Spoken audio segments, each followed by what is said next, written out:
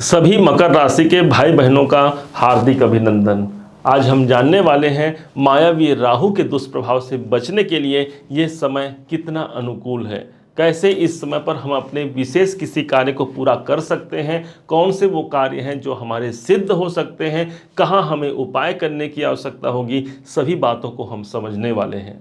14 मार्च सन 2024 अर्थात आज का वो दिन है जिस दिन भगवान सूर्य नारायण एक घर आगे प्रविष्ट हो जाएंगे, मीन राशि पर प्रविष्ट होंगे, जो कि देवगुरु बृहस्पति का यह स्थान होगा।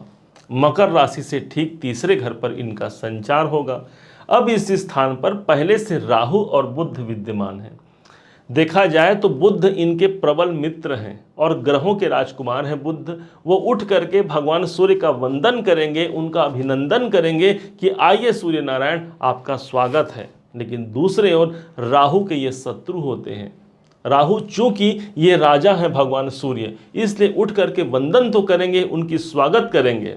सूर्य भगवान जिस स्थान पर होते हैं वो स्थान तिमिर अंधकार से दूर हो जाता है। इस कारण से राहु के जो अंधकार हैं, राहु के द्वारा जो हमें प्राप्त हो रहे हैं अपने पराक्रम भाव को लेकर के, अपने भाग्य उन्नति को लेकर के, इसमें एक अच्छी अनुभूति देखने को मिलेगी।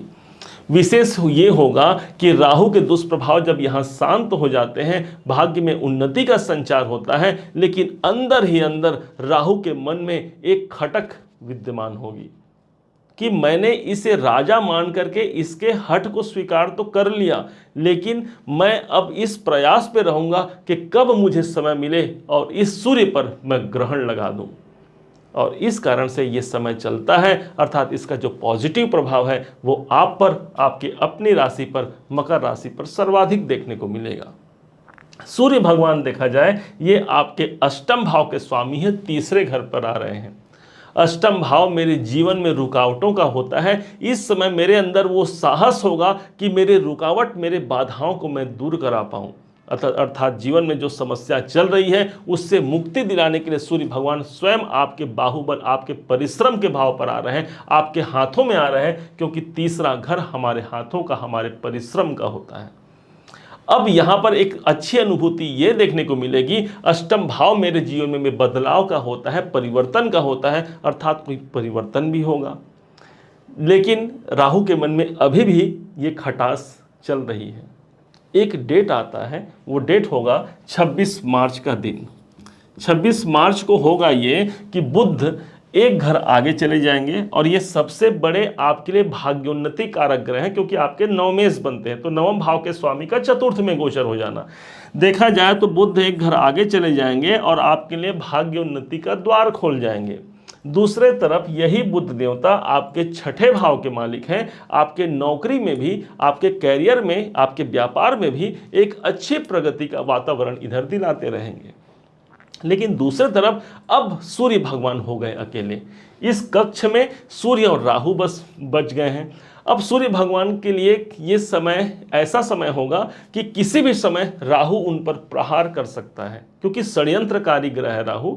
ठीक वो डेट आता है 8 अप्रैल सन 2024 का वो दिन, जिस दिन 8 अप्रैल को होना क्या है, रात्रि के ठीक 9:12 का वो समय होगा जब राहु मौका देख करके सूर्य भगवान को ग्रसित कर लेगा। उसी दिन चंद्रमा भी तीसरे भाव पर उपस्थित होंगे, जिसके कारण से सोमवती अमावस्या का शुभ संयोग भी बनेगा। चूंकि सूर्य ग्रहण अमावस्या की तिथि को लगता है, इसलिए सूर्य उस समय पर ग्रहण पर प्रभाव हो जाएंगे, अर्थात ग्रहण काल की अवस्था हो जाएगी। 4 घंटा 25 मिनट का यह अवधि होगा। रात के 2:22 तक ये खेल चलता रहेगा, जिस समय पर आपके जीवन में जो अष्टमेश जो बनते हैं सूर्य, वो ग्रहण काल पर होंगे। इस समय पर आपको कुछ सतर्क रहने की आवश्यकता होगी। 2 दिन पहले और 2 दिन बाद का जो समय, अर्थात 8 को ग्रहण लगेगा, 6 से लेकर के 10 तारीख तक हमें सतर्क रहने की आवश्यकता रहेगी अपने पैसों के लेन देन को लेकर के, क्योंकि इनकी जो विशेष प्रभाव, जो क्योंकि अष्टम भाव के स्वामी हैं और ठीक सामने धन स्थान पड़ता है, किसी व्यक्ति पर सहज रूप से आपको विश्वास नहीं करना है, अन्यथा परेशानियों का सामना करना पड़ सकता है। अपनी बातों को इस समय पर गुप्त रखने की आवश्यकता रहेगी। अष्टम भाव हमारे गुप्त कार्यों का होता है। इस समय को अच्छा बनाने के लिए माँ जगत जननी जगदम्बा की आराधना जरूर कीजिएगा। राहु बड़ा ही मायावी है और राहु बड़ा ही समझदार है, इसीलिए इन्होंने मृत्यु के देवता भगवान शिव शंकर जी का चरण पकड़ लिया और सारे जगत को जो शक्ति प्रदान करती है अर्थात शक्ति स्वरूपा माँ दुर्गा की आराधना करने लगा।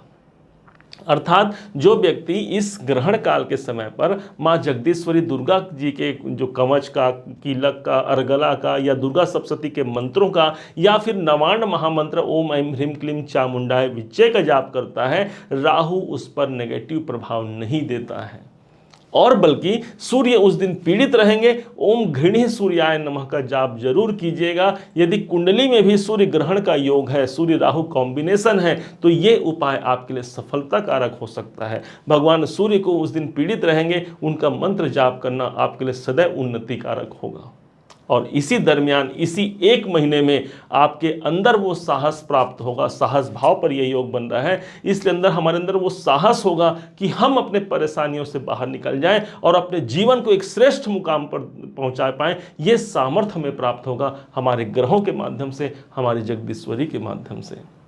उम्मीद है आप सबने इसे समझा, आप सबने इसे जाना है। यदि आपने इसे समझा है, जाना है, मेरे समझाने का प्रयास यदि आपको सार्थक लगा हो, मेरे समझाने का तरीका यदि आपको सार्थक लगा हो, तो हर बार की भांति इस बार भी अपना प्यार भरा लाइक और कमेंट करना कभी मत भूलिएगा। बहुत मोटिवेशन मिलता है हमें कि हमने अच्छा कार्य किया है और मकर राशि ने उसे सराहा है। और हाँ, यदि अभी तक आपने चैनल को सब्सक्राइब नहीं किया है, सब्सक्राइब भी कीजिएगा। पुनः एक बार फिर आप सभी का दिवस बहुत मंगलमय हो, इन्हीं शुभकामनाओं के साथ। जय माता की।